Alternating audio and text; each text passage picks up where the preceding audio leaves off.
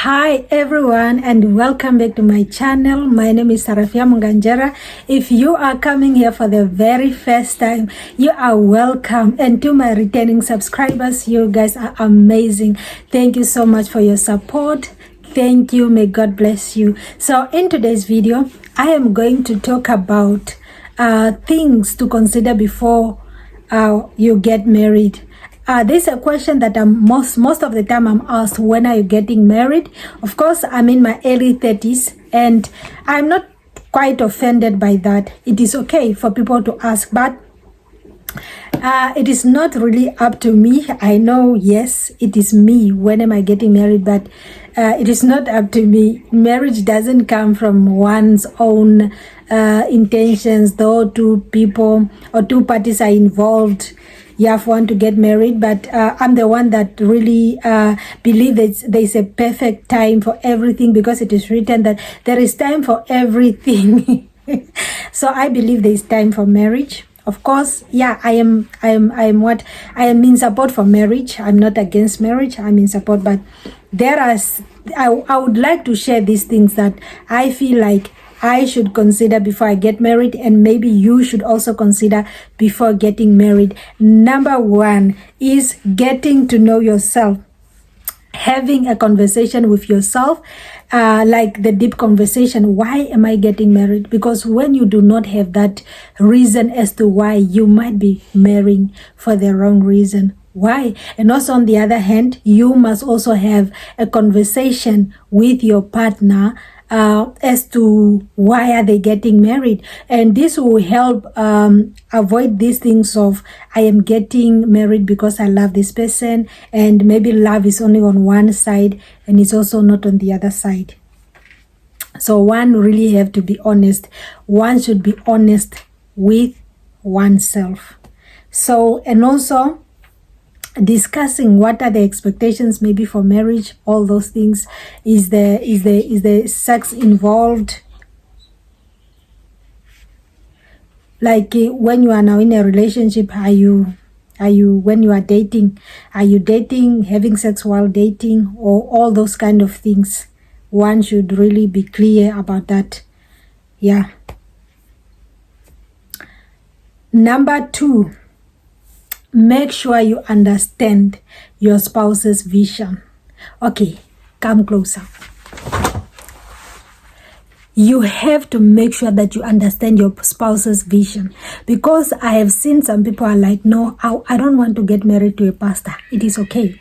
There are people who like a pastor, maybe a certain person, and then you find that when you get married, because you didn't discuss about your vision, the other person's vision is maybe to become a pastor, or the other person, the other person's vision is to become a pilot, or they are maybe studying to become a pilot, and you are like, no, maybe pilots are busy because they are always in this country and the next in the next country. Maybe you are not up to that. So these are the things that we really have to consider. What is the vision of the other person? Because one is able to make sure that our visions aligning.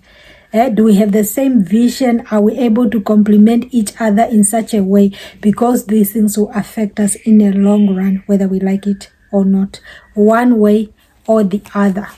Number three, get to know the patterns in each other's lives. For example, the family patterns, like the chronic illnesses, mental health problems. We cannot ignore this. Some people have patterns, and also barrenness, all these things. Some people are fighting. Maybe it is generational cases and all those kind of things. We really need to know what is it that you are struggling, or your family had been struggling with, because these things are things to be considered. They can really affect marriage. And then number four is your partner's childhood. Hey, I'm talking from a social worker's point of view.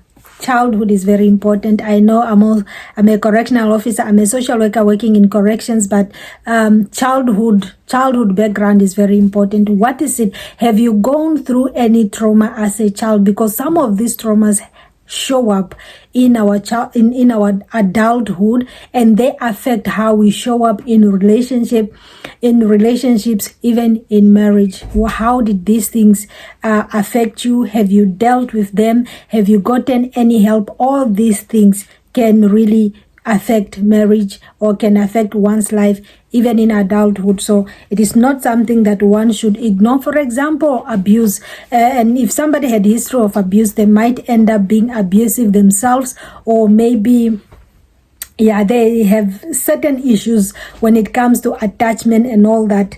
So all these things, and also some can be a trigger. You might do something that might trigger them because they haven't dealt with this with their childhood trauma. So these things we really need to talk about, and I believe one should deal with these things before they get married. Number 5 is the religious and spiritual beliefs.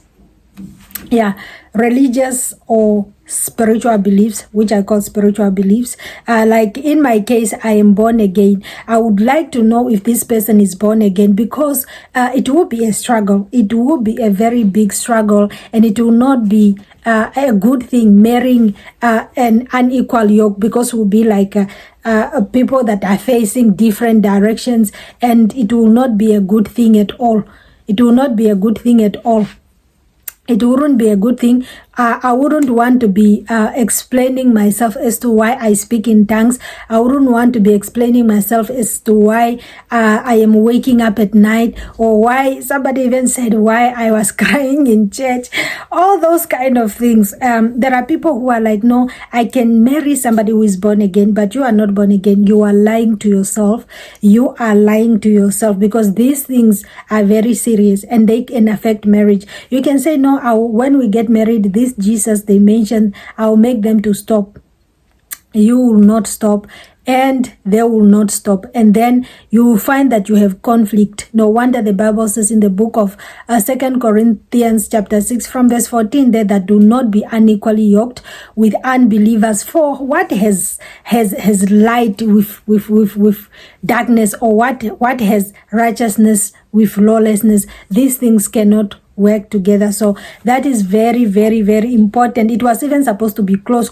I am not, just a disclaimer that when I'm putting these things, I am not placing them as to say this one is greater than the other, because I believe spiritual belief for me would come at number 2. It's only that when I was noting them down, I think I made them randomly, but yes, spiritual belief was supposed to be close to number 2. That is, or even number 1. First of all, number 1, if somebody is not born again, they should forget about me. There is no way that I'm getting in an unequally yoked relationship, and you should not also.